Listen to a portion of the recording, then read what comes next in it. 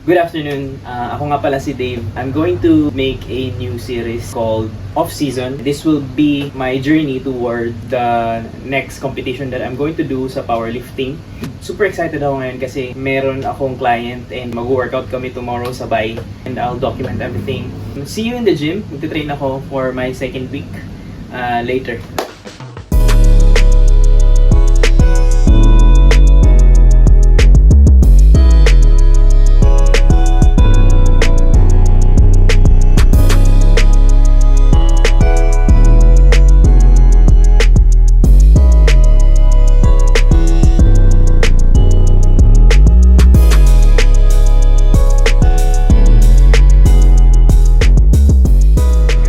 Ito ang best friend ko. Dito ako palagi. Dalawa yan. Pero mas gusto ko dito.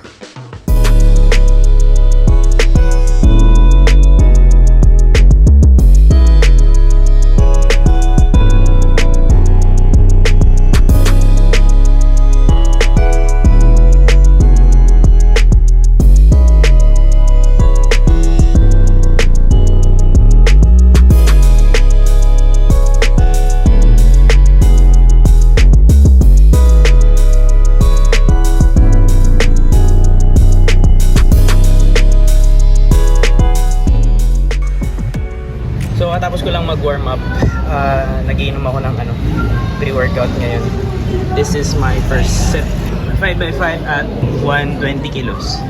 Medyo kailangan kong bilisan ngayon, isang oras na lang mag-close na yung gym.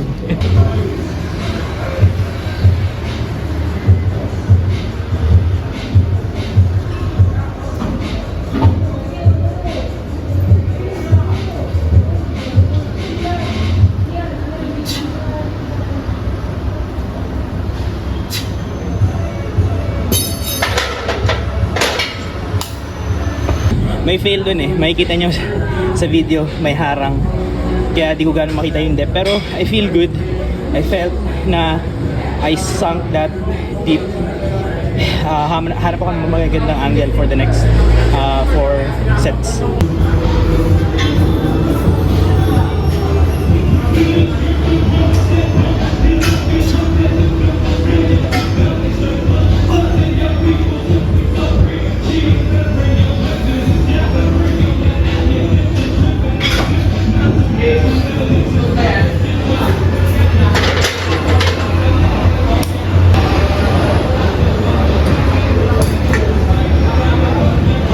Minsan kailangan mo na magsuot ng ganito kapag mga later sets na.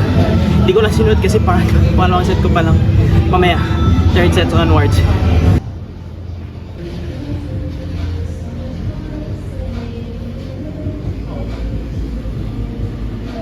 Sorry. Dito pala.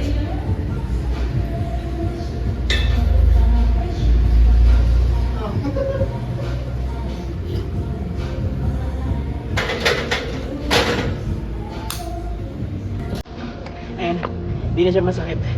Best straps is the key.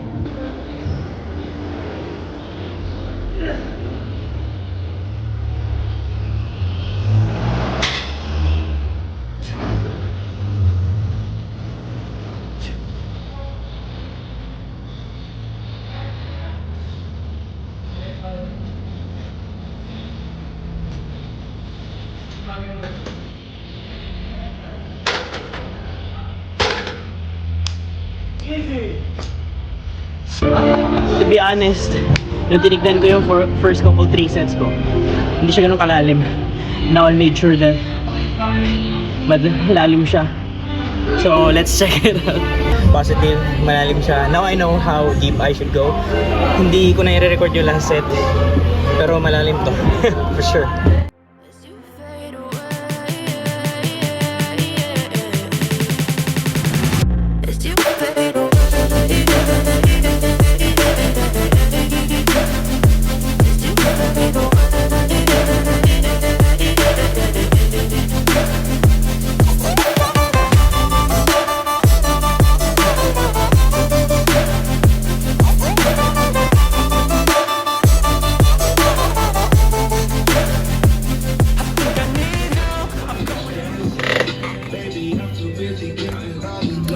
Ang ganda ng music sobra. Nakikinig ako ngayon kay Lecrae. Title niya Blessings. Lecrae, Christian rapper siya. Pinapakinggan ko to like every day since na-discover ko siya. Wala lang, chilling after the workout. Just wanna share with you what I'm looking at.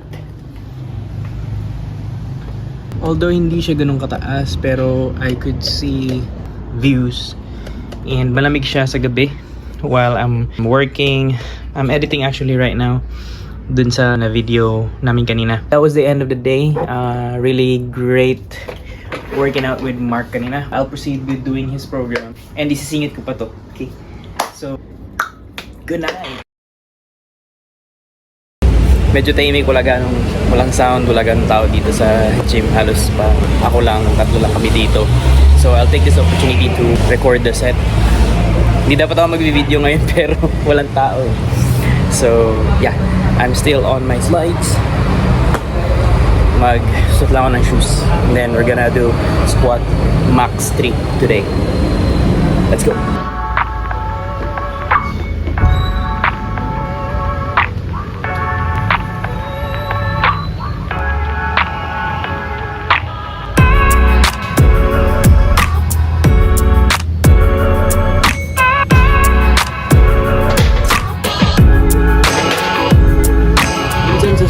Kailangan mong i-loosen yung shoulders. That's why kanina may stretches ang ginawa. Kasi kapag hindi loosen yung shoulders mo, hindi siya narulay kagaya nito pag nag-squat ka. Like, ganun siya. You're not gonna be the strongest when it comes to position kapag ganun yung stance mo. Okay?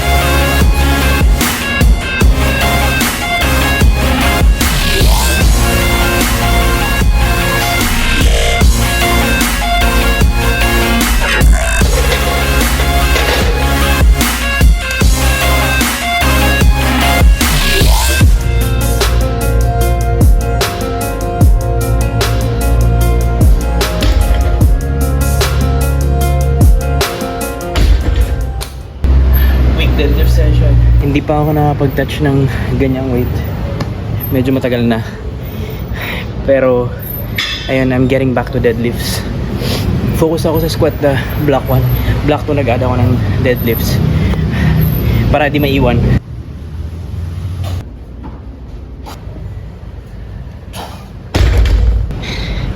Tapos na rin. Ito yung pinakamahirap sa lahat, magbalik ng weight.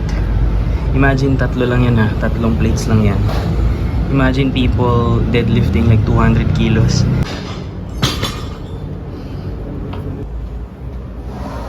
Kung bakit ko pinapagulong yung mga plates, 25 kg kasi yung pulang yun.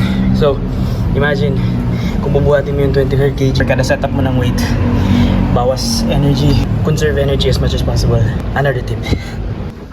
Post-workout meal. Salad, 2 whole eggs, and then burrito. I'll add some hot sauce on it para masarap ang kain. Probably I get 15 grams protein, 15 to 20 grams protein. I'll do a shake later. That's 25 protein. Welcome sa 4th day, last day na ng training ko for this week's block. Kahit madaming tao, kakapala ko na yung mukha ko mag-vlog. Kasi kailangan natin content.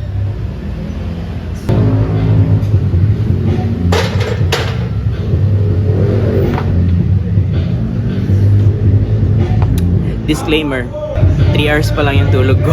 So, I don't know what 3 hours could do. 3 rep max sa 3 hours. Last warm up, sana RPE 6.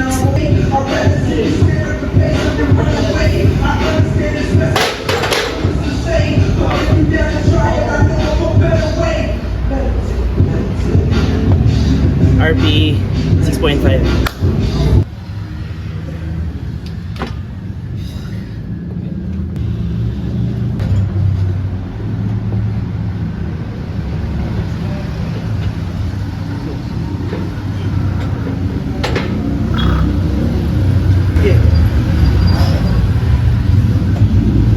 Down. Up, up, up. Oh, okay, okay. Up. Up, up, up, up, up, up, up. Last one. Last one. Okay. Up, down, down, down. Okay, up, up, up, up, up, up, up, up, up. Ayun! Nice one.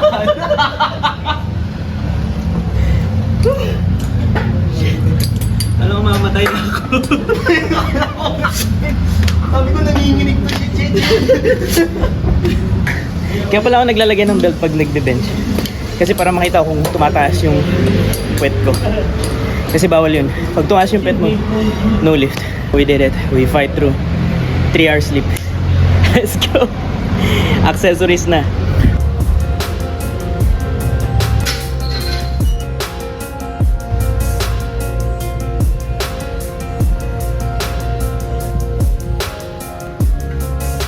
Bakit nga ba kailangan ng accessories? Yung accessories yung magko-complement ng main lifts mo, which is the squat, bench, deadlift. For example, sa bench press, hindi mo alam. Pwedeng weak mo yung back mo. So, kailangan mong mag-row. Kasi kailangan mo yung stabilization ng torso mo, buong torso and upper back mo. Kaya ginagawa yung bent over row. I don't know.